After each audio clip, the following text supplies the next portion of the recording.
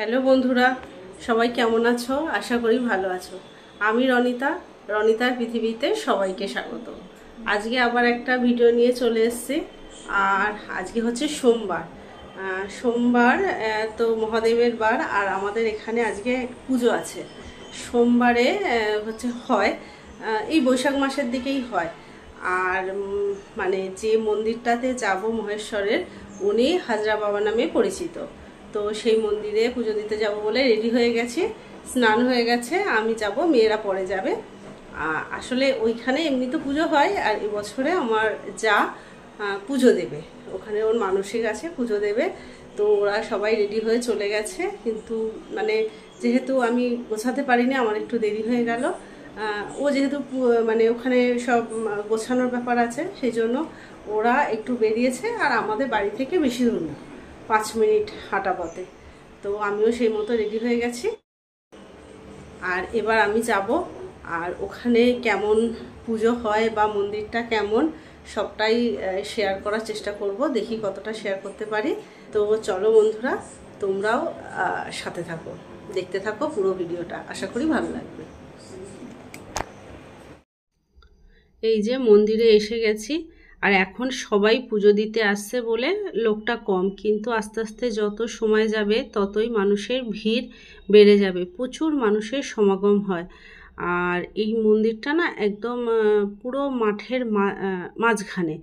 এইখানে সবাই যারা পুজো দিয়েছে, মানসিক পুজো বা ওজন পুজো, বিভিন্ন রকমের যার যেরকম কামনা ছিল বাবার কাছে, তো সেই ফলগুলোই এখানে কাটা হচ্ছে।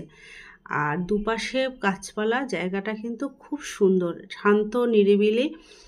আর এই যে সেই মন্দিরটা, আর আমার যারা পুরনো বন্ধুরা আছে তারা বুঝতে পারবে, আগের বছর মন্দিরটাতে এরকম বাঁধানো ছিল না। মন্দিরটা হচ্ছে দুটো গাছ আছে মাঝখানে, বাবা মহেশ্বর মানে হাজরা বাবা স্থাপন করা ছিল।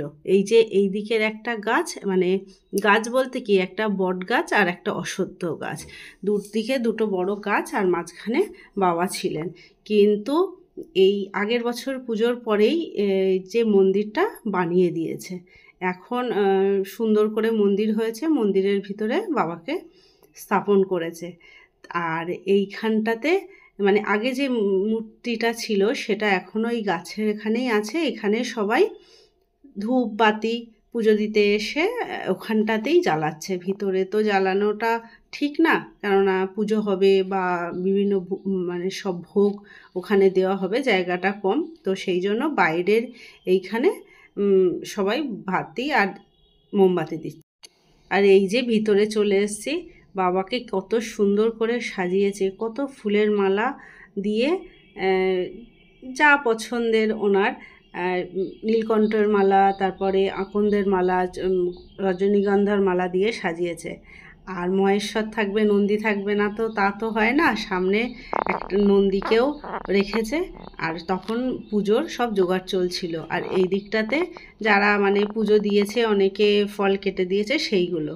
আর এই যে দেখছেন, এক বস্তা আর একটা ঝুড়ি করে পুরো বাতাসা, প্রচুর পুজো করে। তারপরে তো ওখান থেকে এই যে মানে যারা ওজনের মানসিক দেবে, তো সেইটাই দেখতে এসেছি।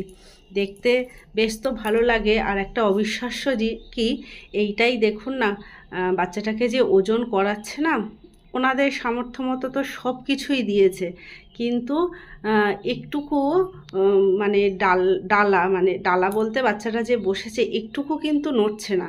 বাবার কি মহিমা দেখুন, পুরো এটা একটু মন দিয়ে দেখুন। মানে এতটা দিয়েছে, তবু তো একটু তো নড়বে, একটু কিন্তু নড়ল না।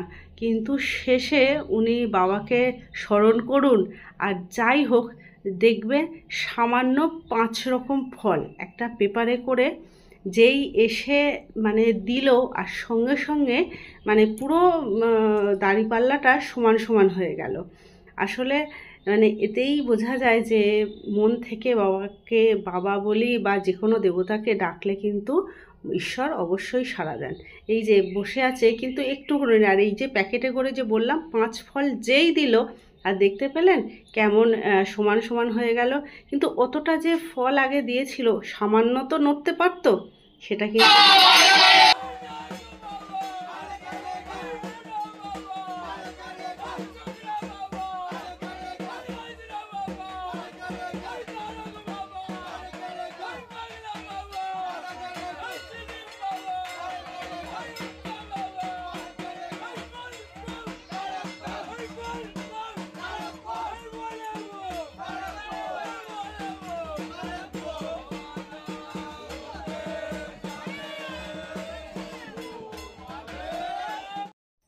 তো পুজো শুরু হওয়ার আগে সবাই মিলে বাবাকে একবার স্মরণ করে ডাকলো। আর যারা দণ্ডি দিয়ে পুজো দেবে তখন তাদেরকে পুকুরে চলে যেতে বলেছে। তো পুকুরে স্নান করে সেখান থেকে দণ্ডি দিতে আসছে। আর ওই যে আমার জায়েরও মানসিক ছিল, ও দণ্ডি দিয়ে পুজো দেবে। তো সেই মতনই একটু সাথে থাকতে হয়, যে কী নিয়ম আছে, ওই যে সামনে জল দিতে হয়। তো আমি সেই মতো একটা ঘটি নিয়ে জল দিচ্ছি। আর অনেক মানুষই এখানে দণ্ডি দিয়েছে, যার যেমন আশা পূরণ করেছে বাবা। তখন অবশ্যই বাবাকে তো সেই পুজোটা দিতে হবে। তো সেই মতোই সবাই এসছে। সবার দণ্ডি দেওয়ার পরে তারপরে ধুনো পোড়ানো হচ্ছে। আমি আসলে ধুনো পোড়ানোটা সাধারণত কালী পুজোতে দেখেছি, কিন্তু এরকম মানে শিব পুজোতে ধুনো পোড়ায় দেখিনি। তো যাই হোক, দেখে ভালো লাগলো। নিশ্চয়ই নিয়ম আছে। আসলে অন্যবার তো গিয়ে পুজো দিই চলে আসি, অন্যবার মানে একবারই গেছি, কিন্তু এবারে যেহেতু বাড়ির মানুষ পুজো দেবে তো পুরো পুজোটা দেখেছি, সেই জন্যই জানতে পারলাম। আর এই যে সবার শেষ বাবার আরতি চলছে, তারপরে অঞ্জলি দিয়ে পুজো শেষ হবে। আর এখন হচ্ছে পুজো শেষ হয়েছে, দেখেছেন কত মানুষ হয়েছে, তাও তো সবাই দাঁড়াচ্ছে না, পুজো দিচ্ছে। যারা দূরে যাবে পুজো দিয়ে হয়তো চলে যাচ্ছে ভোগ খেয়ে। তো আর এখানে ভোগের ব্যবস্থা থাকে সেদিন, সবাই যারা আসবে সবাই বা গ্রামের সমস্ত মানুষ এখানে বসে ভোগ খায়। আর আমাদের তো পুজো শেষ, একদম পুরো শেষ মুহূর্তে বলে ভোগ খাওয়ার জায়গাটা ফাঁকা দেখতে মনে হচ্ছে। তো আমরাও সবাই বসে গেছি, আমার দুই জায়ের ছেলে, আমি। আর মেয়েরা আর যায়নি, গিয়ে আমার বড় মেয়ে গিয়ে একটু দর্শন করে চলে এসছে। তো আমরা এবার ভোগ খেয়ে বাড়ি আসবো।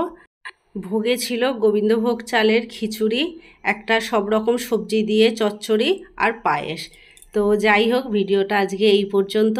যদি ভালো লাগে লাইক, কমেন্টস আর শেয়ার করে দেবেন, আর সাবস্ক্রাইব করে আমার পাশে থাকবেন।